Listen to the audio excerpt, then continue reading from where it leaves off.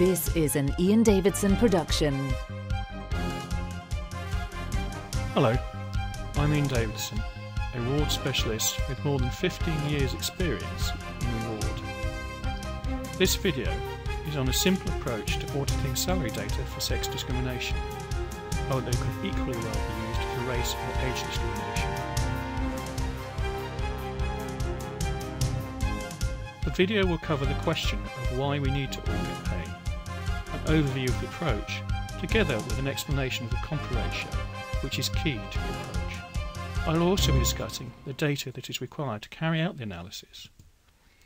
The second part of the video focuses on the two approaches to analysis, Excel pivot tables and Excel formula. As to why we would want to audit pay, and a major caveat. In some countries, if you audit for equal pay and find discrimination, you are legally bound to address the issue immediately, at least with an action plan.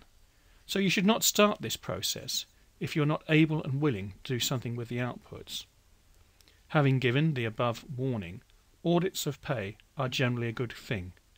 There is an increasing requirement on us as reward professionals to know our reward systems, the good, the bad and the ugly. In some countries, reward audits are a statutory requirement. This may be particularly the case if you are in an organisation tendering for state contracts of some description. Finally, and perhaps most importantly, discrimination in pay is bad business. It is an inefficient use of resources and means we are not getting the best of our talent pool at a time when, despite high unemployment, finding engaged, talented employees and keeping them is still not easy. My approach to auditing equal pay is simple. I do recognise, as you no doubt do, that generally pay analysis is complex, and equal pay analysis is even more complex due to the large number of variables. However, my approach gives a simple measure using the comp ratio to give a simple comparative figure to measure equality.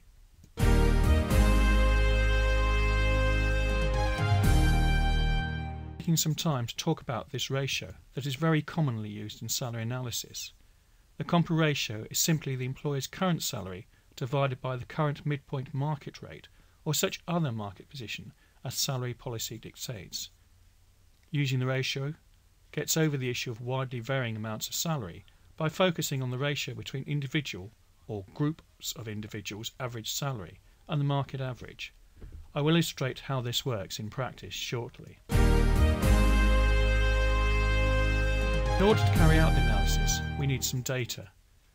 The essential data includes an employee identifier, a job title, the sex of the employee, the salary, the median market rate for the role, and the comp ratio. In addition, it would be very useful to have the department grade and service. This data is required to carry out the analysis. For this exercise, I have created a data set for 500 employees in an imaginary organisation. The data set includes all the information needed to carry out the audit process.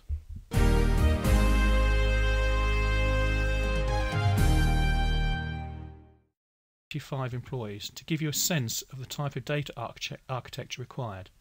I have included a years of service column that is very useful correlation analysis and data in the investigation of the audit results.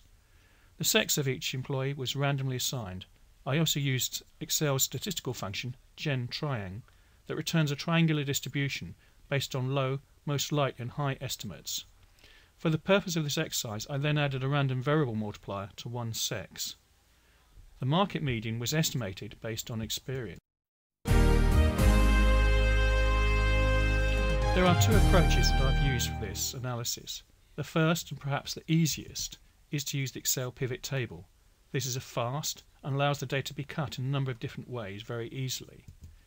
However, I know that not all Microsoft Excel users like pivot tables, so I've also shown a formula-based approach using the average ifs formula. This is more cumbersome, but it produces the same results. There are of course other methods available, but these two are relatively easy for non-Excel experts. This is the most complicated slide in the presentation, but it takes you through creating a pivot table step by step. First we go to the Insert tab and click on Pivot Table. Then this creates a pivot table box will come up. I like to put my table on a new worksheet. On the new worksheet you will have the pivot table field list. Click on the department, job, title, sex and compa ratios. This will give you the result that you will see here. I click on the sum compa ratio field to get to the value field settings box.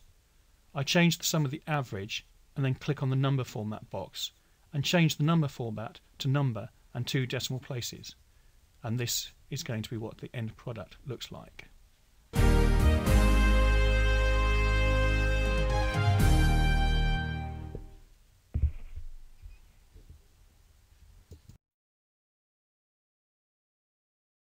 The results.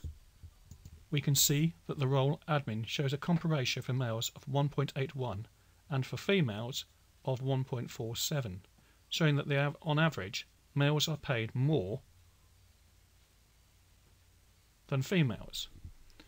The males are paid on average 81% more than the market rate and females 47% more than the market rate. It is very easy to cut the data in different ways. So here we can look at the analysis of male and female pay by department. This shows, for example, that females in the finance department are paid 5% over the market and males 24% over the market. Again, males on average are paid more than females. Quick and easy. The alternative to using a pivot table is to use one of Excel's formulas called average ifs. This averages a set of cells, in our case the compa ratios, subject to multiple criteria such as department, sex, job title, etc.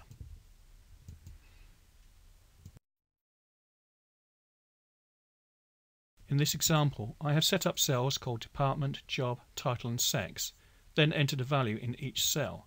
The average ifs formula takes the average of the compa ratios in the HR department with the job title of officer and the sex female. This gives an average ratio of 1.02. Changing the sex to male gives a ratio of 1.11, showing that, on average, male HR officers are paid more than female. The downside of the formula is the need to set it up several times to show the same data as the pivot table. However, it will give exactly the same output as the pivot table. In summary, the compa ratio approach gives us a simple figure comparison basis with a fairly simple analysis. Clearly, this is only a starting point. If this initial analysis shows a clear issue, then further analysis would be needed. Using averages gives an average answer. If the percentages were close, then statistical analysis would be needed to see if the differences were material and non-random. Another methodological issue is that analysis depends on the market data and the job matching being accurate with the correct jobs in the correct generic match. So the system is not perfect, but it is a good starting point for a quick check.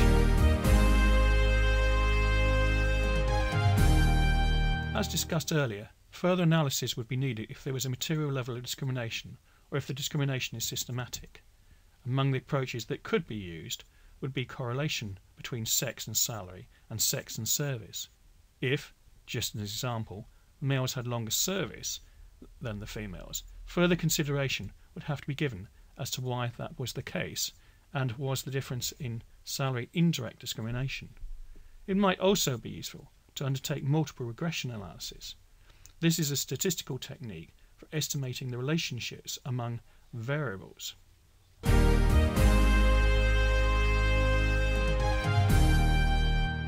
In this video, I hope you found it useful and interesting. If you have any questions, please contact me. I am Ian Davidson, a reward specialist with over 15 years experience in reward in financial services, mostly in the City of London. Thank you. This is an Ian Davidson production.